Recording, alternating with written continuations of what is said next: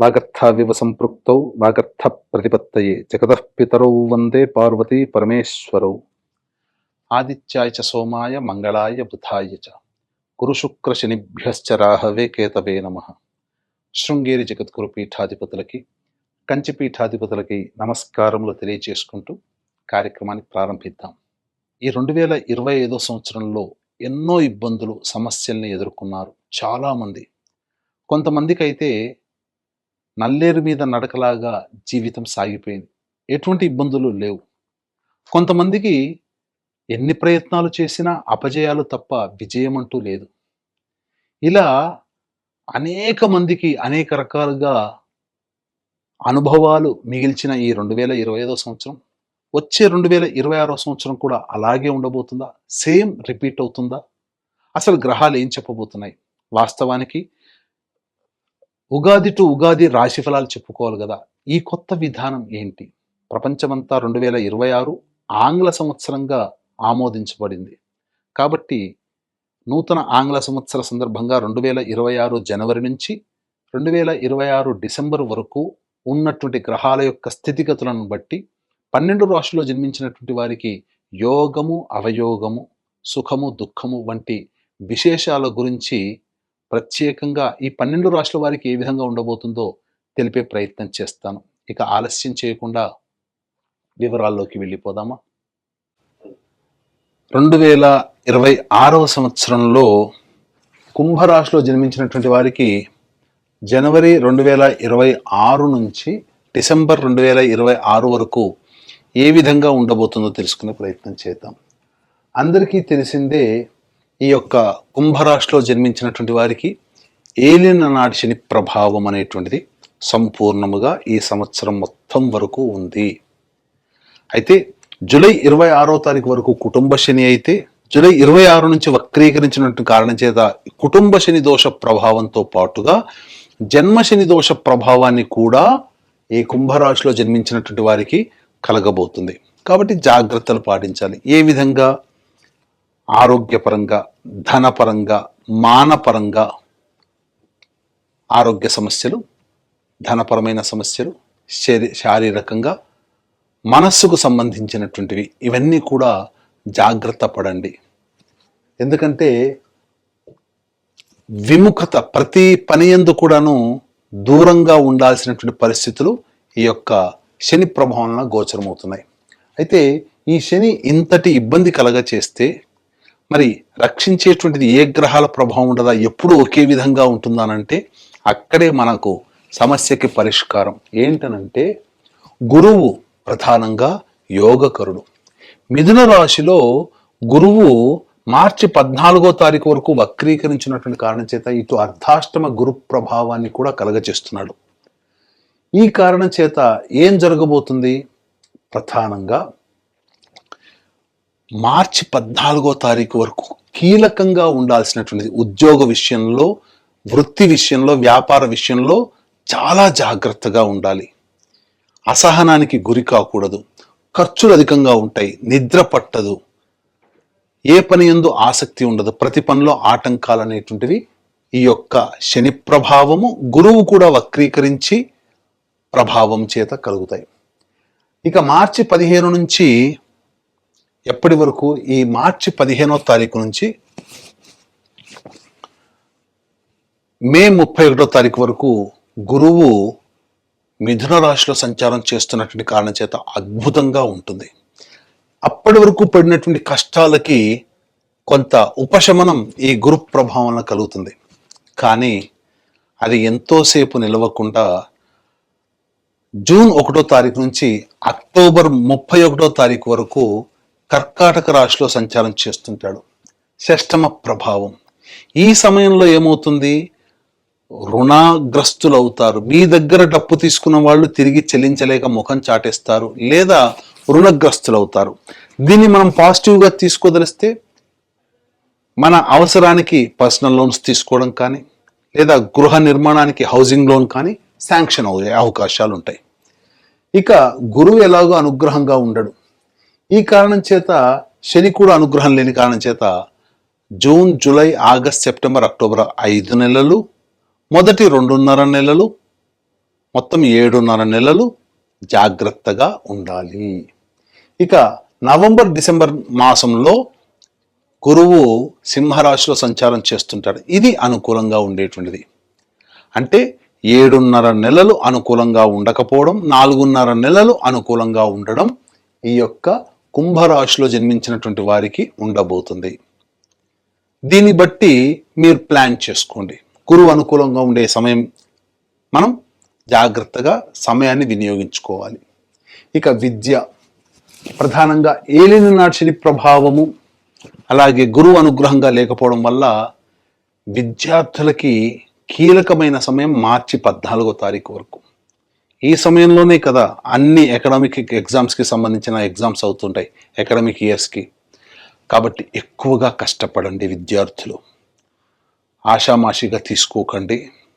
తల్లిదండ్రులు కూడా మీ పిల్లల పట్ల శ్రద్ధ ఎక్కువగా పెట్టండి. 150% కష్టపడితేనే 80% ఫలితాలు సాధించగలుగుతారు. ఇది గ్రహాల యొక్క ప్రభావం. దీని నుంచి బయటపడడం కోసం దైవానుగ్రహం పొందే ప్రయత్నం ఎలాగో మనం తెలియజేసుకునే ప్రయత్నం చేద్దాం. ఇక ఉద్యోగ సంబంధంగా అంటారా, ముందు తెలియచేసుకుందాం. ఈ ఉద్యోగ సంబంధంగా ఎటువంటి నిర్ణయాలు తీసుకోవాలి, ఏ సమయంలో ఉద్యోగం మారాలి, ఎప్పుడు ఉద్యోగం వస్తుంది అనేటువంటి విషయాలు.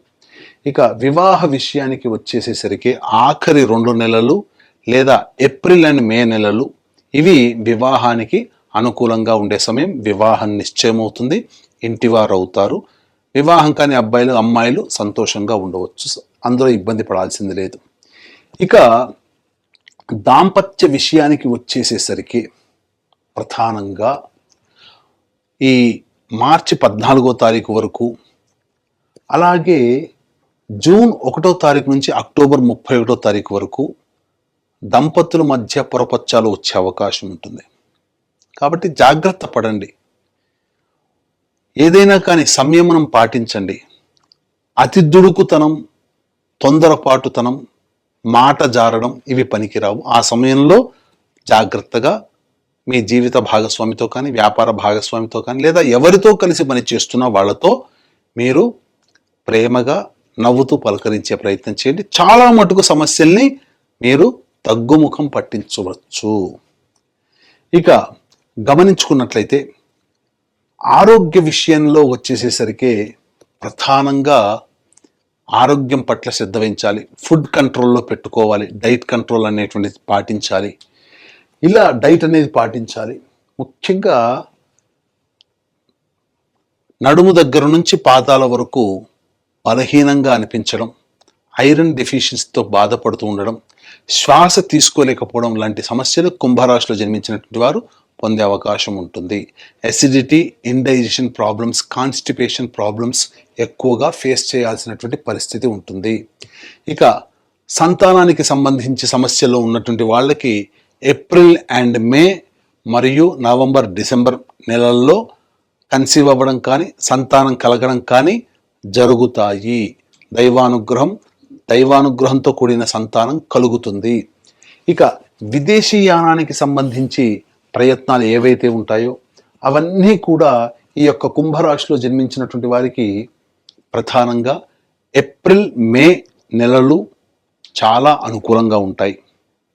అక్టోబర్ తర్వాత అనుకూలంగా ఉండే అవకాశం గోచరమవుతుంది. కాబట్టి ఈ సమయంలో మీరు విదేశీయానానికి ప్రయత్నం చేయండి. ఇక రాజకీయ రంగంలో ఉన్నటువంటి వాళ్ళు ప్రయత్నాలు చేయకపోవడమే చాలా మంచిదని గమనించుకోవాలి. వృధా ఖర్చులు ఎక్కువగా అవుతాయి. పెద్దల యొక్క, అధికారుల యొక్క అండదండలు లేకపోవడం వల్ల ఖర్చులు తప్ప ఫలితము శూన్యముగా ఉంటుంది. ఈ సంవత్సరం గ్రహానుకూలం లేదు కాబట్టి వచ్చే సంవత్సరానికి ప్రయత్నం చేయడానికి సమాయత్తం అవ్వండి అని చెప్పవచ్చు. ఇక కళారంగంలో ఉన్నటువంటి వాళ్ళకి ప్రధానంగా అవకాశాలు అంతంత మాత్రమే. Cinema, TV serials, social media, printing and electronic media రంగంలో ఉన్నటువంటి వాళ్ళు అవకాశాలు అంతంత మాత్రంగానే ఉంటాయి. ధన రాబడి కూడా అలాగే ఉంటుంది. కాబట్టి అంది వచ్చినటువంటి అవకాశాలని సద్వినియోగపరచుకోండి. దైవానుగ్రహాన్ని పొందే ప్రయత్నం చేసుకుంటే పేరు ప్రఖ్యాతులు పొందే అవకాశం ఉంటుంది. తద్వారా భవిష్యత్తుకి ఒక మంచి బాట వేసుకున్న వాళ్ళు అవుతారని చెప్పవచ్చు. ఇక ఈ యొక్క కుంభరాశిలో జన్మించినటువంటి రైతులు వాణిజ్య పంటలకి ఎక్కువగా ప్రాధాన్యత ఇవ్వండి. తద్వారా అధిక ధన సంపాదన మీకు సొంతమవుతుంది. ఈ విషయాన్ని వీక్షించేటువంటి కుంభరాశిలో జన్మించిన రైతులు గమనించగలరు. ఇక ఈ యొక్క రాశిలో జన్మించినటువంటి వాళ్ళు, వ్యాపార రంగంలో ఉన్నటువంటి వాళ్ళు, ముఖ్యంగా ఈ చర్మ సంబంధము, తోలు సంబంధము, ఇటుక, ఇసుక, మట్టి సంబంధమైన వృత్తుల్లో ఉన్నవాళ్ళు, ఇనుముతో సంబంధం ఉన్నటువంటి వాళ్ళు, ఆటోమోటివ్ రంగంలో ఉన్నటువంటి వాళ్ళు, ఎడిబుల్ ఆయిల్స్, గ్రౌండ్ ఆయిల్స్ సంబంధించినటువంటి వృత్తుల్లో ఉన్నటువంటి వాళ్ళు ప్రధానంగా ఉన్న వ్యాపారాన్ని నడుపుకోవడం మంచిది. కింది స్థాయి ఉద్యోగస్తులు, క్లాస్ 4 క్యాడర్ ఉద్యోగస్తులు, వీళ్ళందరూ కూడా ఉన్న అవకాశాన్ని సద్వినియోగపరచుకోండి తప్ప కొత్త వాటికి అర్రులు చాచకుండా ఉండడమే ఈ సంవత్సరం అంతా చేయాల్సినటువంటిది. ఇక సంబంధించినటువంటిది చూసుకున్నట్లయితే మిగతా వృత్తులు, ఎలక్ట్రానిక్స్ అండ్ కంప్యూటర్ రంగంలో ఉన్నటువంటి వాళ్ళకి, అలాగే ఈ సంబంధించినటువంటి FMCG ప్రొడక్ట్స్ మరియు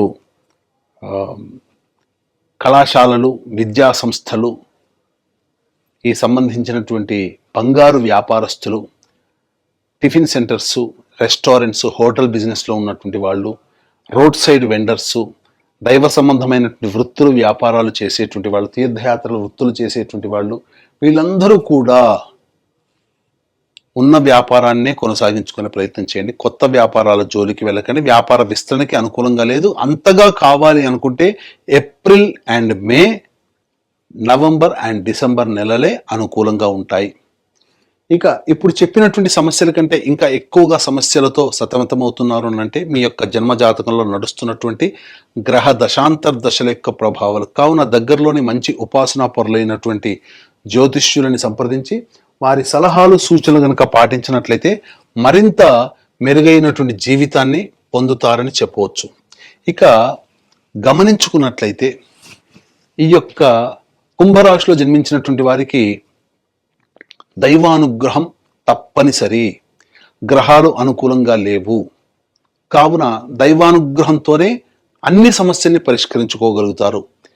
ఇట్టి దైవానుగ్రహం కోసం మీరు ఏం చేయాలో చెబుతాను. అలాగే మీరు చేసుకునే దానితో పాటుగా అదనంగా మన పీఠమాధ్వర్యంలో ప్రతి నెల ఒక పర్వదినం రోజున పుణ్యక్షేత్రంలో సర్వదోష నివారణ పూజలు, హోమాలు, అనగా ఆరోగ్యం కోసం మృత్యుంజయం, శత్రుబాధ, నరదృష్టి, నరఘోష, కోర్టు సమస్యలకి సుదర్శన హోమాలు, మరియు ఉద్యోగ సమస్యలకి పురుష సూక్త విధానంగా హోమాలు, వివాహం కాని వాళ్ళకి ఆర్థిక బాధలు, దాంపత్య సమస్యలకి లక్ష్మీ హోమాలు, ఇలా 21 రకాల హోమాది కార్యక్రమాలు మీ గోత్రనామాదులతో జరిపించడం జరుగుతుంది. వీడియోలు కూడా మీకు పంపించడం జరుగుతుంది. ఈ కార్యక్రమంలో నమోదు చేసుకోదలిచిన వాళ్ళు స్క్రీన్పై కనిపిస్తున్నటువంటి నెంబర్లకి కాంటాక్ట్ చేసి పూర్తి వివరాలు నమోదు చేసుకోవచ్చు. అలాగే మన ఆధ్వర్యంలో 2026 నుంచి నూతన శకానికి ప్రారంభం చేస్తున్నాం.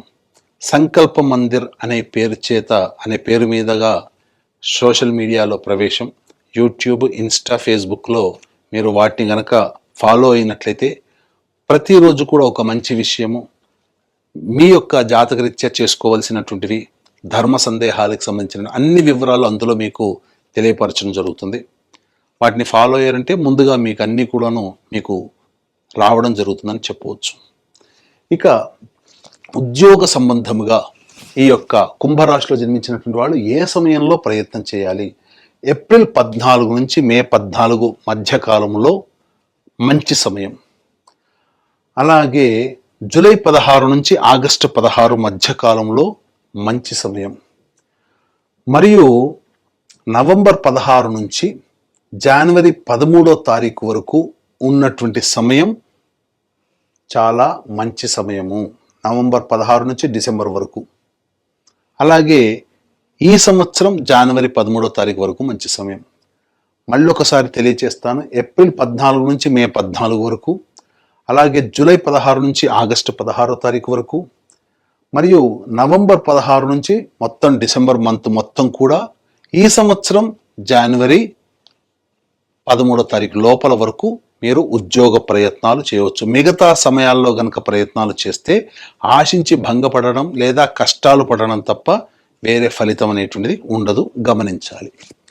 ఇక ఈ యొక్క కుంభరాశిలో జన్మించినటువంటి వారికి మార్చి వరకు కూడా నేను గొప్ప అనేటువంటిది ఎక్కువగా ఉంటుంది. కాబట్టి అహంకారం తగ్గించుకోండి, దుందుడుకు స్వభావాన్ని తగ్గించుకోండి. మీరు చాలా మటుకు గ్రహాలు అనుకూలంగా లేవు, మీరు తగ్గి ఉంటే ఆ గ్రహాలు కూడా అనుకూలంగా అవుతాయని చెప్పవచ్చు. ఇక ఏప్రిల్ నెలలో కుటుంబ సభ్యులతో వాగ్వివాదాలు జరిగే అవకాశం ఉంటుంది. కాబట్టి వాగ్వివాదాలకి దూరంగా ఉండే ప్రయత్నం చేయండి. ఇతరులతో చాలా తక్కువగా మాట్లాడండి. ఇక మే 1 నుంచి జూన్ 19వ తారీఖు వరకు అనుకూలంగా ఉండేటువంటి సమయం, అన్ని విధాలుగా జయం కలుగుతుంది. జూన్ 20 నుంచి ఆగస్టు 1వ తారీఖు వరకు వాహన ప్రమాదాలు చోటు చేసుకునే అవకాశం ఉంటుంది. శస్త్రచికిత్సలు జరిగే అవకాశం, ఉద్యోగంలో భయభ్రాంతులు, అలాగే తల్లిగారి ఆరోగ్యం పట్ల జాగ్రత్త వహించాల్సినటువంటి. ఆగస్టు 2 నుంచి సెప్టెంబర్ 17వ తారీఖు వరకు ప్రధానంగా నష్టాలు పోయేటువంటి అవకాశం ఉంటుంది. మరియు ఆరోగ్యం పట్ల శ్రద్ధ వహించాల్సినటువంటి పరిస్థితి, సంతానం మూలకంగా ఖర్చులు సమస్యలు పెరుగుతాయి. సెప్టెంబర్ 18 నుంచి నవంబర్ 11వ తారీఖు వరకు అన్ని విధాలుగా యోగదాయకంగా ఉండేటువంటి సమయం. చేసే ప్రయత్నంలో దైవానుగ్రహంతో ఉన్నట్లయితే తప్పకుండా విజయం మీకు సొంతమవుతుందని చెప్పవచ్చు. ఇక నవంబర్ 12 నుంచి డిసెంబర్ వరకు ప్రధానంగా భాగస్వాములతో, జీవిత భాగస్వామి, వ్యాపార భాగస్వామి లేదా ఎవరితో కలిసి పనిచేస్తున్నా వాళ్లతో మాత్రం వాగ్వివాదాలు, కొట్లాటలకి దూరంగా ఉండండి. అన్ని విధాలుగా మంచి జరుగుతుందని చెప్పొచ్చు. ఈ విధంగా కుంభరాశిలో జన్మించినటువంటి వారికి అన్ని రకాలుగా దైవానుగ్రహం తోడైతేనే సమస్యలన్నీ కూడా తగ్గుముఖం పట్టి ఆనందకరంగా ఈ 2026లో మీరు జీవిస్తారు. అవకాశం ఉన్న వాళ్ళు ఈ యొక్క సమస్యల పరిష్కారం కోసం మీ యొక్క జన్మ జాతక రీత్యా ప్రతిరోజు కూడాను కాలభైరవాష్టక పారాయణము, అలాగే వీలు కుదిరినప్పుడల్లా శివాలయ సందర్శనం గనక ప్రదోష కాలంలో చేసుకొని ఆ పరమేశ్వరునికి నమస్కారం చేసుకొని 5 ప్రదక్షిణలు గనక చేయండి. తప్పకుండా ఒక వారం రోజుల పాటు చేస్తే మీ సమస్యకి పరిష్కారం భగవంతుడే తెలియజేస్తాడు. ఇంతకీ పరిష్కారం కాకపోతే సమస్యలకి మీ యొక్క దగ్గరలోని మంచి ఉపాసనా పరులైనటువంటి జ్యోతిష్యుల్ని సంప్రదించి వారి సలహాలు, సూచనలు పాటించండి. మరింత ఆనందకరంగా జీవితాన్ని పొందుతారని చెప్పవచ్చు.